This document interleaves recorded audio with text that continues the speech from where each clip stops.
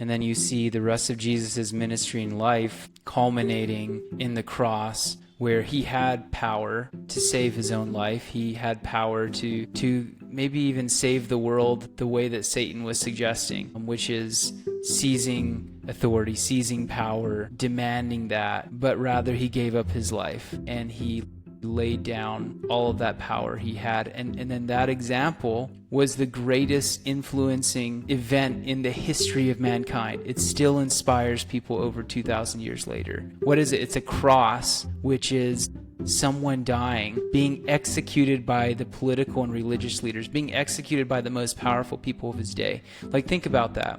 Like, at the center of our faith is God being executed by the most powerful people of his day when he became human.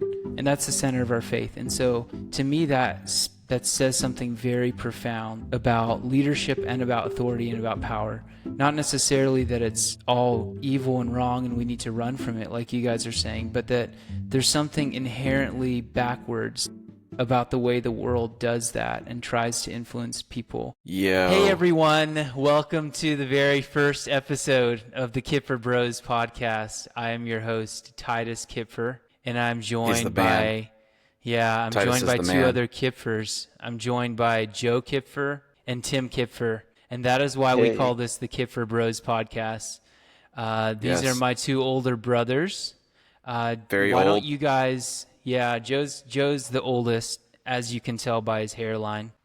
Tim looks the youngest, I've been told, which is unfortunate, but I am actually the youngest. Titus is the youngest. That is us. That is us. Do you guys want to say a little bit about yourselves? What are you passionate about, and what do you do? What are your roles? And any other random facts that our audience might be interested in. Start from the elder here, Joe. Oh, okay. Yeah, thank you for having me on the show today. I'll You're probably be gonna on be here on quite every frequently. Right. So, I'm Joe Kuepfer, live in Detroit, Michigan, grew up with these two guys. They were somewhat younger than I was growing up, but good dudes. We had a lot of great times growing up in Africa, in the jungle, and or the city, one of the two, and fantastic life that we lived together when we were younger. As you can tell, we built some good what's the Rapport. word? Rapport and male We turned out well. brotherly bonding, amazing brotherhood. This is brotherhood at its finest. And so, so that was fantastic growing up in Africa. And then I kind of bounced around here and there in the world, and these guys are bouncing around. They landed in India, pretty cool stuff. Where you got? I shouldn't introduce where you are, but I'm in Detroit, Michigan. And I currently serve with Open Hands. We're an international nonprofit present in 14 countries, about to enter the fifth. And we are trying to kill poverty because poverty is a horrible thing. And we're trying to do that in a way that is sustainable and doesn't cause dependence on foreign aid. And so very much a Christ-centered approach and holistic approach, and so we care a lot about integral mission and having that whole. We believe that when Jesus walked the face of the earth, that he cared for the whole person, the body, soul, and spirit relationships, and so we're whole people, and Jesus wants to bring wholeness and reconciliation to this broken world. So that's a beautiful thing. And we have the privilege to be a part of that at Open Hands. Currently serve as executive director of the organization, and I do work remotely here from Detroit. And it's a privilege, it's a blessing. Love to travel, to see my team at times, and also to see the work in the different countries. So that's me.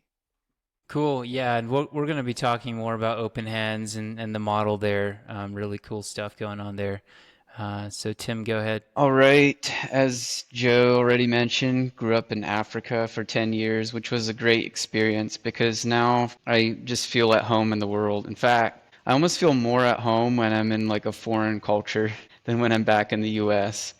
And I think that just has to do with like growing up in a foreign country. So highly Typical recommended. TCK.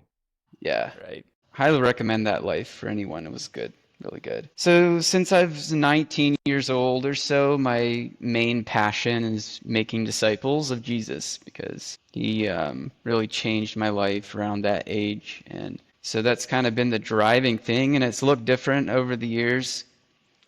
Because when I when I first seriously followed Jesus, I thought money was pretty much evil, but now I don't Now anymore. you love it. And well, that's the root of all evil, so I hope not. But all kinds of evil, it says. Oh yeah. Anyways, I love business now, and I think it's a great tool for making disciples. And you So we love can us, talk right? about that later. Yeah, I love my Cool. bros. So that's Yeah. good. Anyways, after I was married a couple years, we went to Boston. Me and my wife Gina and two kids, where I studied at Sattler College, biblical and religious studies. Really great experience there. A lot of personal growth. And then after that, our family and our four children moved to India, and that was with Titus and his family and one other family. And our main aim was to do business and ministry. And we started Pro Synergy Bookkeeping, and that's worked out really well. It's been a lot of fun. We have about 6 accounting, bookkeeping employees, and we also took over a language school, so we have 3 or 4 language teachers. And getting to Man, work it's with a amazing team what you like guys are this, doing. I'm so yeah, proud of you guys. that's a dream come Yeah. true. So like working with a team, it's my passion, and working with people and helping develop people. I'm really finding out that's my sweet spot. CEO of the company, and yeah, really excited about also using the resources to do community development. So started a lot of different community development initiatives here in India, and that's really fulfilling. So that's what I find myself focusing mostly on right now. And You're the exciting man. new You're the thing man. recently is a computer training center that we've started here in our office. So get to work with some underprivileged teens and people teaching them computer. So that's a little about me. Cool. Thanks, guys. So yeah, I'm Titus. I'm the last born. Only a year and a half younger than Tim. So we're pretty close in age. We have a lot in common. And so yeah, like Tim was mentioning, I've been on a similar journey.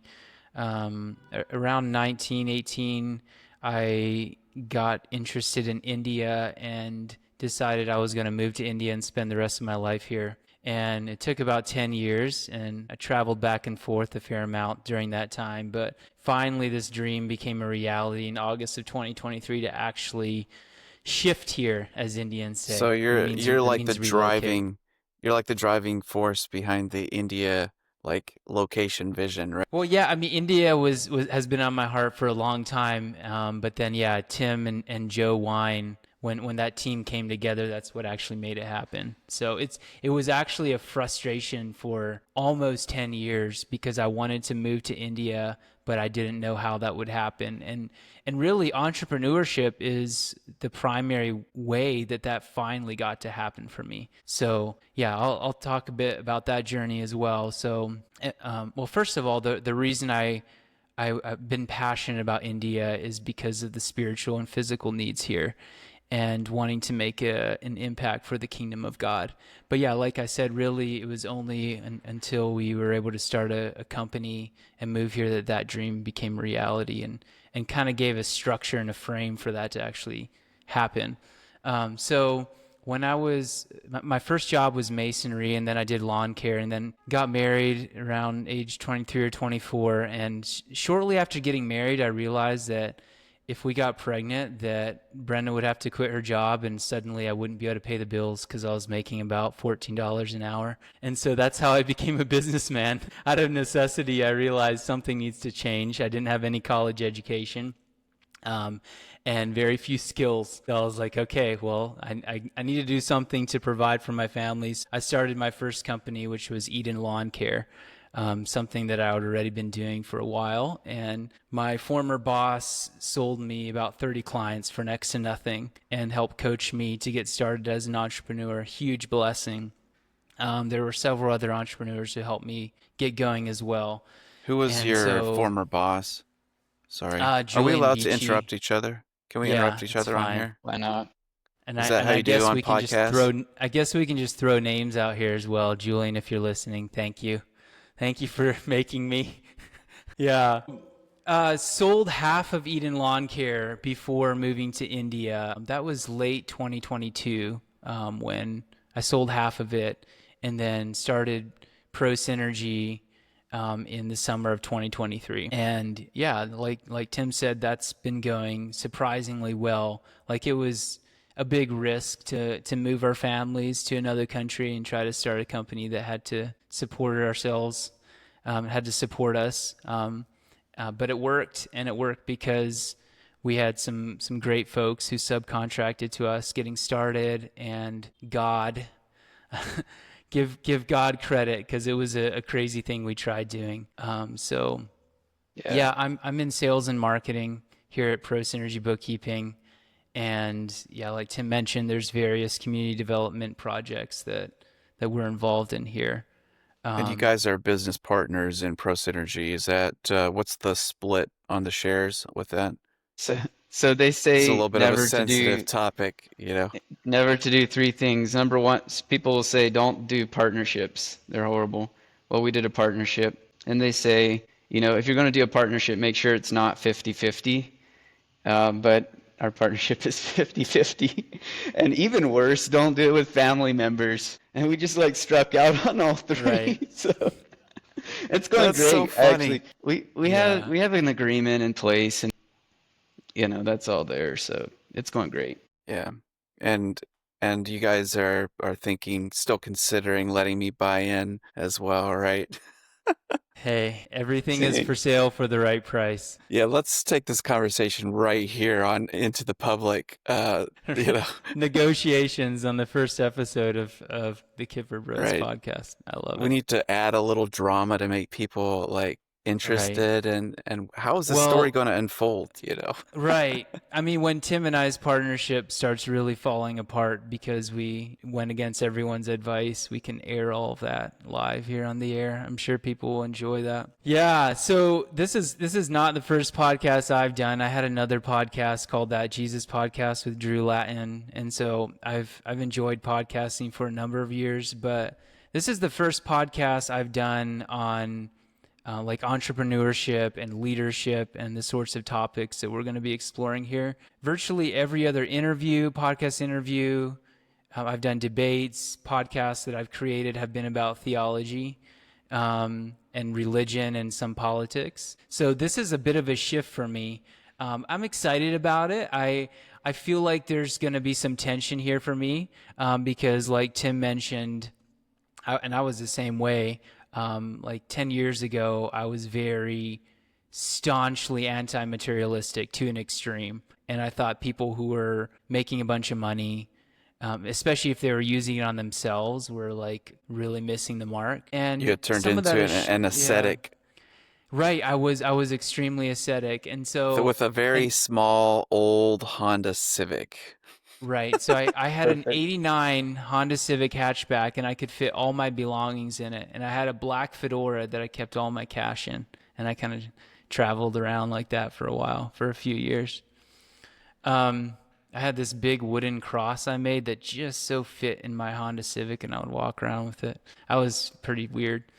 But then, so finding myself as an entrepreneur 10 years later it's kind of a bizarre turn of events. But I really do believe, business, like I said earlier, is the reason I'm in India, and it's the reason we're able to support a lot of the work I'm passionate about in India. And I've seen the way that it can affect the lives of so many people in a positive way. And so I'm happy living in that tension, and I'm excited about exploring it. And in fact, so this first episode we're doing is called Money and Power. And the reason why I wanted to talk about this right out of the gate is because I think this is where a lot of the tension, at least for me, lies when talking about leadership, entrepreneurship, and we're going to talk about other things like self-help and some theology, I'm sure, lots of different things. But Philosophy, stoicism, philosophy, all this stuff. Yep. right? Yeah, all the good stuff. But I think leadership and entrepreneurship are probably the two biggest things we're going to talk about. And so if I think about those two things, so leadership has to do with power on some level, and entrepreneurship Well, certainly has to let's do with say, money. can we disagree and argue with each other, like interrupt and then argue on Yes, here? let's argue, but I want to introduce the topic and then we'll argue. So you disagree with my Sure. premise. You disagree Well, with my no. premise.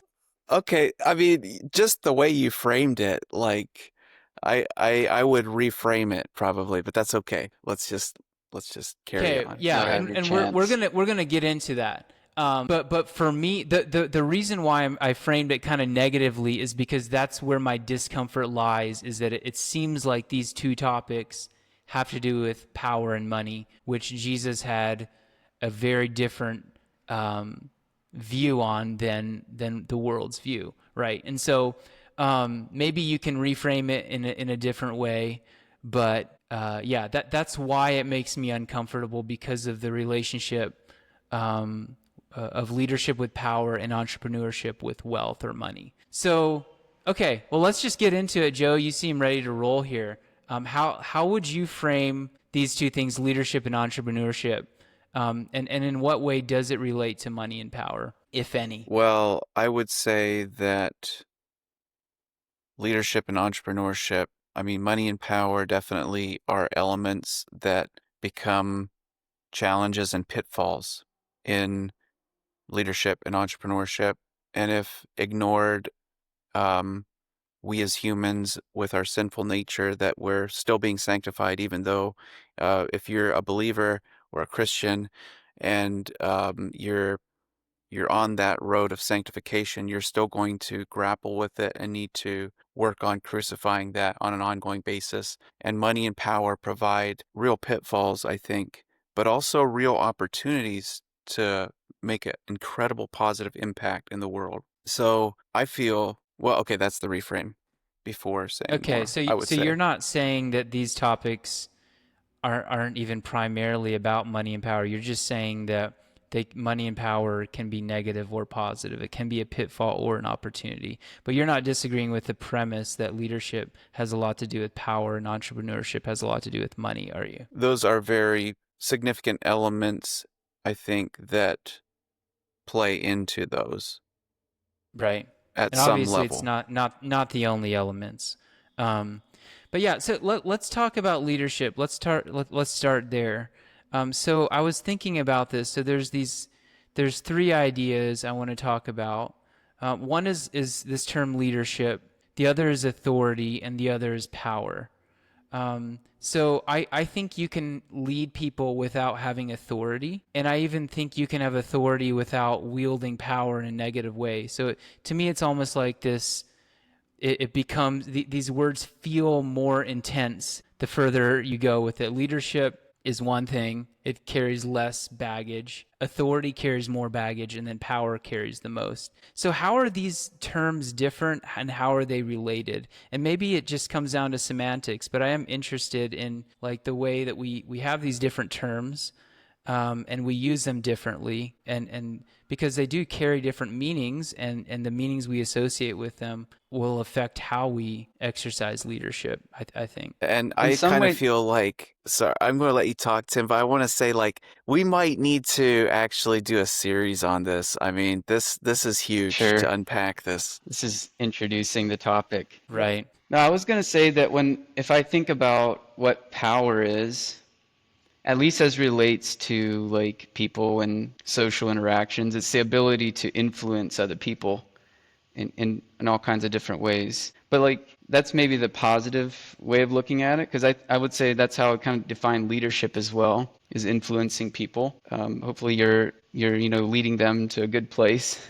And if you're using, if you have power to influence other people by shaping their beliefs or their actions, hopefully you're doing it with the right motivations and, towards the right thing. But I don't think you have to have any authority or to practice leadership. leadership can be done from like, leading by example or something like that. And sometimes that's even more powerful or more acceptable, palatable to other people if they're seeing an example, if they're seeing someone who's inspiring, with the way they live or maybe what they say too, and they want to follow.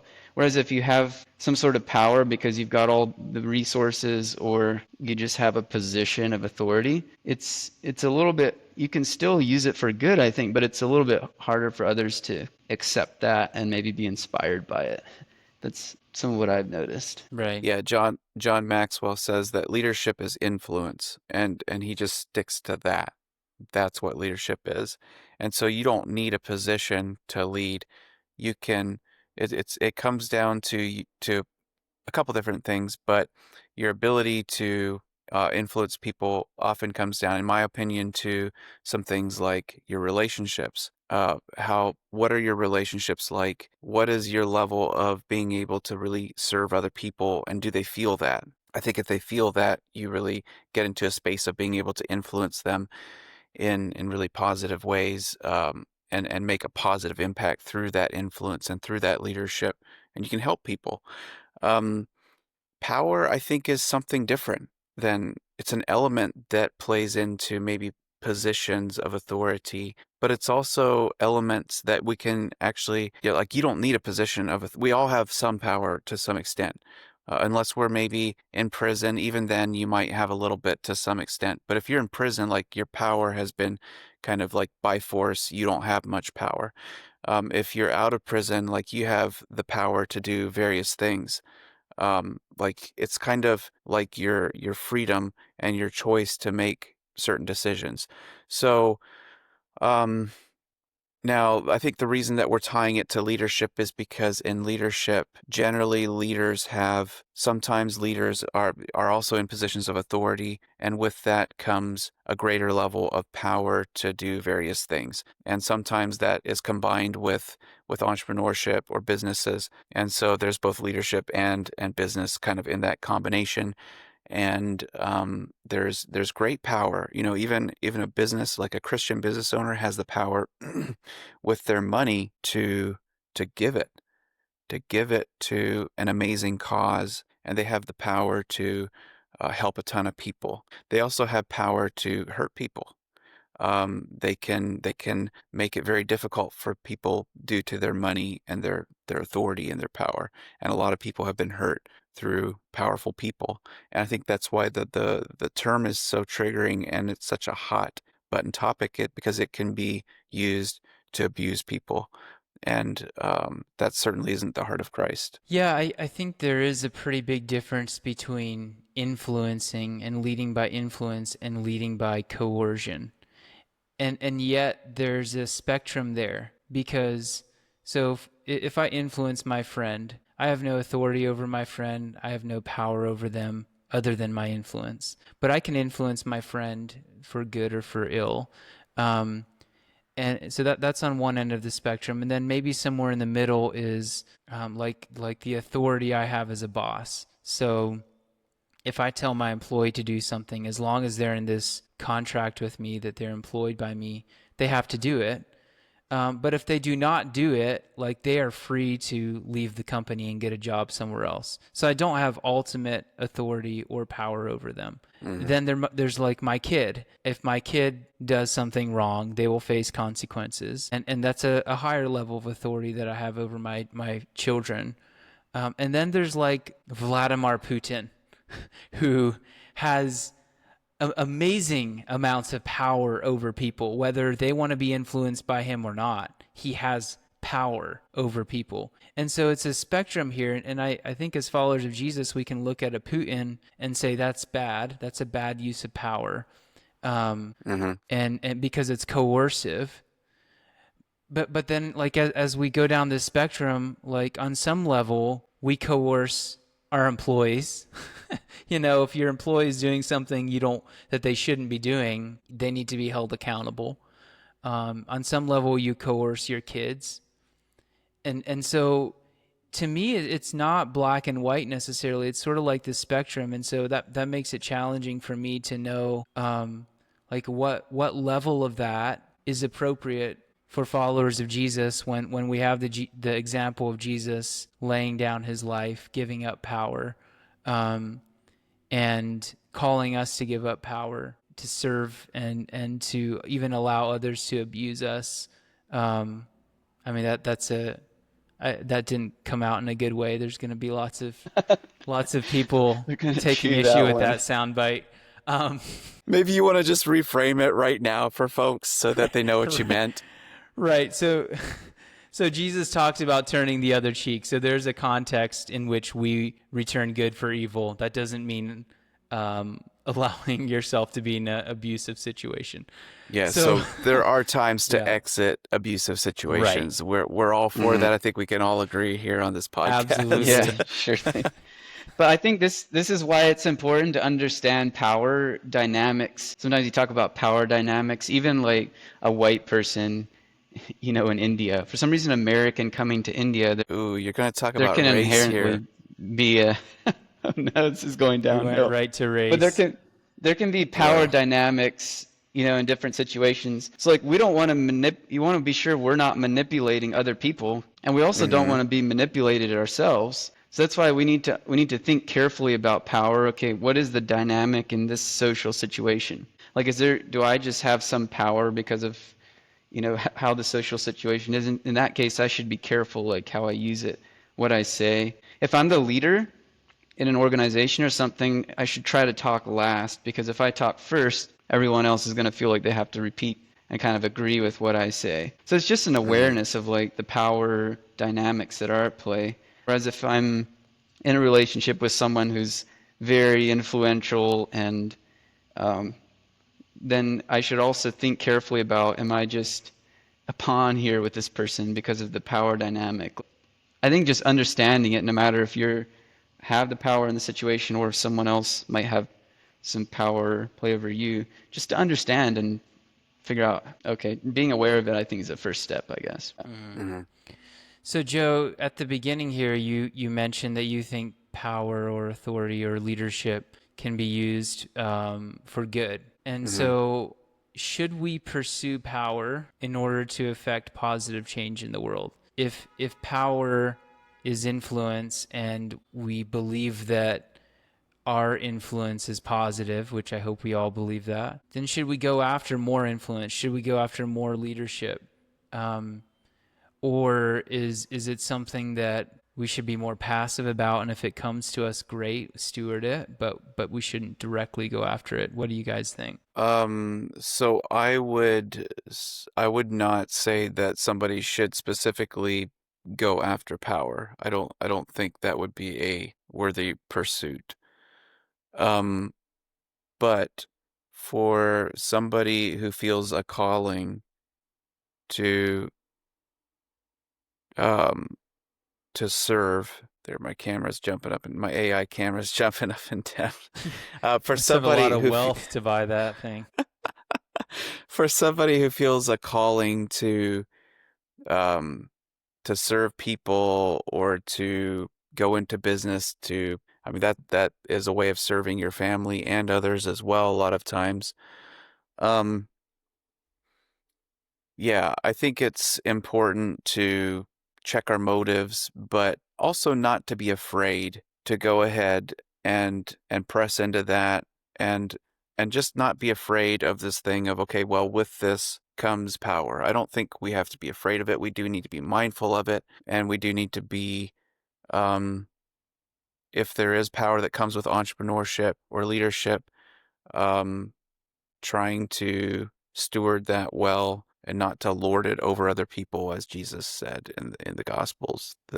That's the kingdoms of the world lorded over people, but I believe that a steward would be a follower of Jesus would be a person who stewards, whether it's money or power, stewards it rather than feels like an owner of it. So if you've been given power, well, who have you been given that power by? Ultimately, the source of all things, I believe, is God. So if we've been given power or money by God, that means we're simply a steward to use that in a positive way. We can steward it well, or we can steward it very poorly. And so what happens when people use money and when people use power poorly to just like selfish ways or to hurt other people, then a lot of times, yeah, I think that's where this whole thing comes from, that, oh, money is bad, power's bad. Well, it's not quite like that. It's how people who are not following God and Jesus' example, how they're using it in bad ways, and that's harmful to others in some cases. Mm-hmm. Yeah, I think it's a worthy pursuit to go out to influence others towards a good cause. And of course, we all make our judgments as to what's a good cause. And I hope that we be led by the Spirit of God and understand what God wants to do in the world. How does God's kingdom come? I don't think influential people are necessarily inherently better than those who've chosen to kind of stay in the background. In fact, sometimes those in the background are maybe more like Jesus in some ways than those who are way out front. Maybe they're influencing in ways that, in smaller ways that we don't see as much, and so we don't think about it as much as having influence. But yeah, I think going out to affect positive change in the world, you do need to have you need to have the resources, you need to have the ability to rally people around the vision, and that takes leadership, takes maybe some sense of power. I don't know in the good sense. But man, when you do start to become a person of power, a person of influence, it can be really deceitful. And I think those people should be really careful and not assume that they know they're doing this the right way, but actually be held accountable. Have a group of people that hold them accountable, that know them well, so that if their egos start to get to them and they just see themselves kind of on top of the world, then someone else can point that out and they actually listen. And I think if you can listen and take that kind of take criticism from people and actually change, if you're a person in power or leadership, that's pretty important. And it's really, I think, where a lot of leaders have gone wrong, where you just start to see yourself, basically you can do all kinds of stuff and it's okay because Mm-hmm. people lift you up as a great leader. So that would just be really careful about that. Right. And I think that there's something that can be intoxicating. Um, and so in my leadership, like, I've felt like I've faced a lot of difficult things. So these times have felt kind of few and far between for me, but there are some moments there that I've kind of felt like this feeling kind of intoxication, and I'm like, it's time to really kind of step back and evaluate this. And I think you have to be careful, because I think if things are just really going well for you as a leader, you could pretty quickly think you're more amazing than what you actually are. For me, it's more the other side of it, probably, where um, yeah, I probably need encouragement a lot of times as a leader, but I do You're a great recognize. leader, Joe. Oh, thanks, dude. Appreciate that. I wasn't Yeah, actually he's all reaching set. for that, by the way. But but no, I do like that intoxication, I think, can be super destructive. And that's where you see like leaders go wrong sometimes.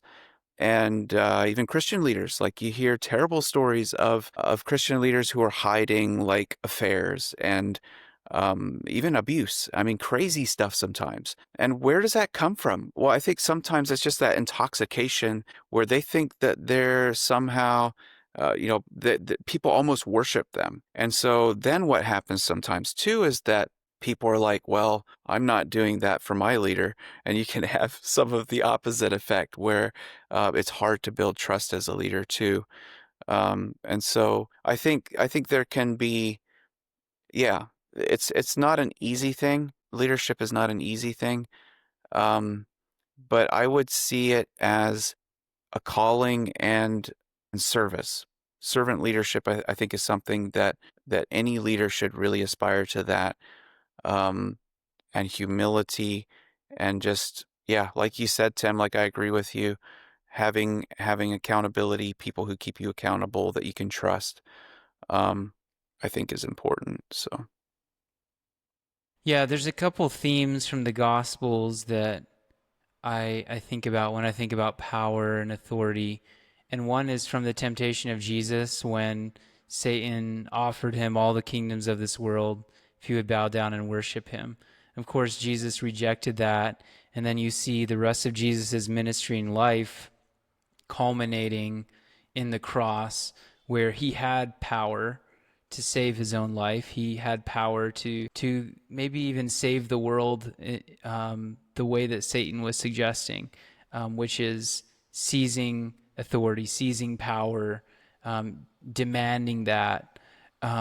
But rather he gave up his life, and he laid down all of that power he had. And then that example was the greatest influencing event in the history of mankind. It still inspires people over 2,000 years later. What is it? It's a cross, which is someone dying, being executed by the political and religious leaders, being executed by the most powerful people of his day.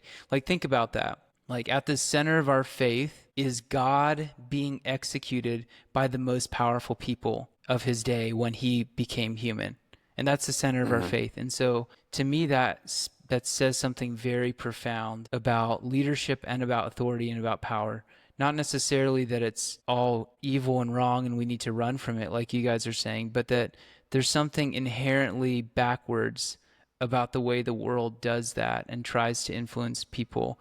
And the way of the cross is completely different. The way of influencing people like Jesus did is completely different. And I think a lot of times, like, Christian leadership gurus sort of repackage the world's philosophy with nice Christian veneer, and are really missing that. And I don't even know what all that means. What does it mean to follow in the pattern of the cross in this on this topic? I don't really know. Hopefully we can explore that in the future on this podcast. But what I do know is that it's very different from the way the world wields power. So I don't think I disagree with anything you guys say, but like I'm probably even more squeamish about this than you guys, because I've seen it, like you were mentioning, Joe. I've seen it abused so many times, and the people I know who are kind of going after it, and they're like, ooh, this is the way to make an impact in the world, is to be a big leader. They tend to be a bit cringy, and they're not often the ones I even am drawn to follow, you know? So I think what it comes down to is like being faithful, being a faithful steward of whatever God gave you in whatever sphere. There's nothing less noble about a street sweeper exercising his leadership or authority in the sphere that he's in. There's nothing less noble about his work than about a CEO's work, or a leader of a big NGO nonprofit. See how I mentioned you both here, and I know you guys agree with that.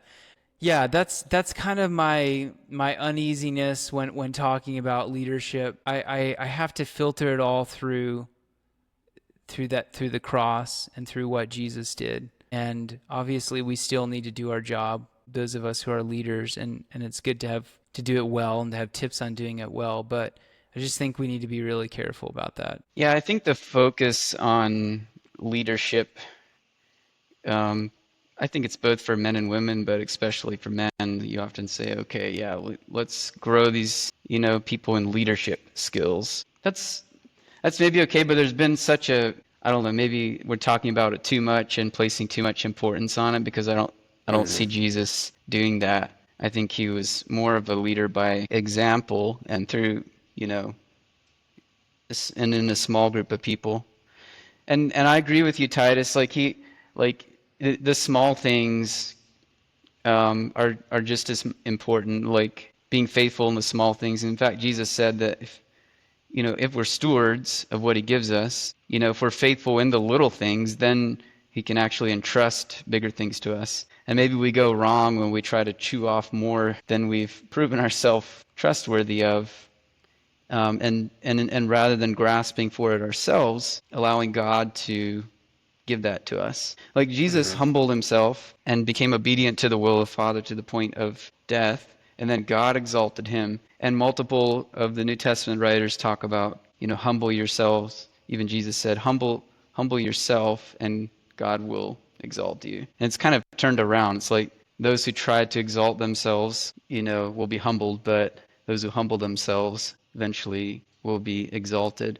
I don't know if this exalted means that you'll get a position of power necessarily, but at least good rapport and that sort of thing. So I agree, Titus, that this all does need to be filtered carefully through, like, what did Jesus focus on? What did he do, rather than the hype that we get from so many leadership books today. So, and it also great. seems like there's a shift in society a little bit from, it used to be management, and now it's almost like leadership is like this thing that's really popular to talk about. Yeah. But I also think that it could come from just the demand for leadership material and content, because I think leadership is tough in 2025. I think it is tough. It's more complicated than it used to be. And so I think leaders are buying books out of desperation sometimes. And so it's not an easy, simple thing. And Tim, you brought up something interesting too, like the thing of grasping for it. I think that's really important. Like this thing of trying to grab for money or power, like it can be a very unhealthy thing that, like you said, those who are trying to exalt themselves will be humbled. So it's a thing of um, whether it's money or power, like that's a gift. I think a privilege that God bestows, and you don't hang on to it either. If so, God gives and God takes away, whether it's money or power. Like it's not something that you hold with a tight fist. Like you hold everything with. It's good to hold everything with an open hand, right? There it is. Open Right. hands, openhands.org. Yes, that's so. And donate. And remember that whatever it is that God has placed into our hand, it's maybe for just a season, and we're simply stewards, and that's tough. That's tough And after sometimes that to as season, humans. you should donate it to openhands.org.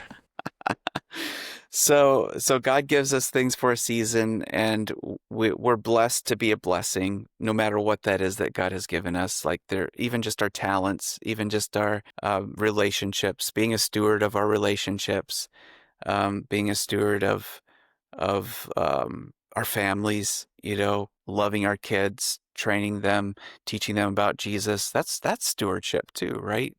Um, I'm really using the stewardship word a lot here today. Good Like, wholesome word. It's a good right. word. Yeah, it's important. Yeah, well, we should wrap this. We didn't get a lot into entrepreneurship. Maybe we'll just do a separate episode on that as we introduce the ideas that we're going to be pursuing on this podcast.